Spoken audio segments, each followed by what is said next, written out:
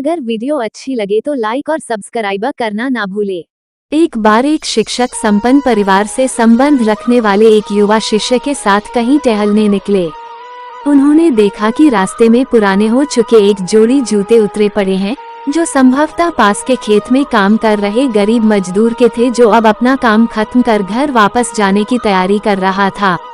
शिष्य को मजाक सूझा। उसने शिक्षक से कहा, गुरुजी, क्यों न हम ये जूते कहीं छिपाकर झाड़ियों के पीछे छिप जाएं? जब वो मजदूर इन्हें यहाँ नहीं पाकर घबराएगा तो बड़ा मजा आएगा।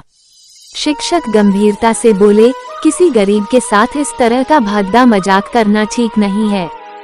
क्यों न हम इन जूतों में कुछ सिक्के डाल दें और छिपकर देखें कि इसका मजदूर पर क्या प्रभाव पड़ता है। शिष्य ने ऐसा ही किया और दोनों पास की झाड़ियों में छुप गए। मजदूर जल्द ही अपना काम खत्म कर जूतों की जगह पर आ गया। उसने जैसे ही एक पैर जूते में डाले, उसे किसी कठोर चीज का आभास हुआ। उसने जल्दी से जूते हाथ में लिए और देखा कि अंदर कुछ सिक्के पड़े थे। उसे बड़ा आश्चर्य हुआ और वो सिक्के हाथ में लेकर बड़ी गौर से उन्हें पलट पलट कर देखने लगा। फिर उसने इधर उधर देखने लगा। दूर दूर तक कोई नजर नहीं आया तो उसने सिक्के अपनी जेब में डाल लिए। अब उसने दूसरा जूता उठाया, उसमें भी सिक्के पड़े थे।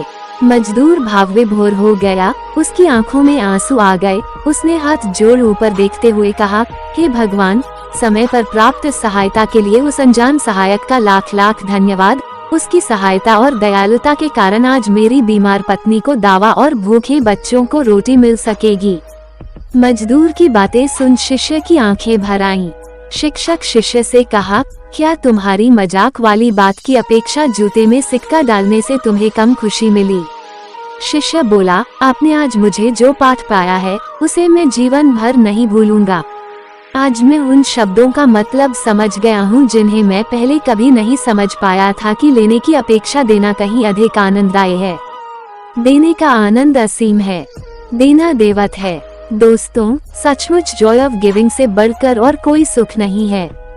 हमें इस कहानी से शिक्षा लेते हुए अपनी अपनी क्षमता के अनुसार जरूर कुछ न कुछ दान देना चाहिए और जरूरतमंदों की हर संभव मदद करनी चाहिए।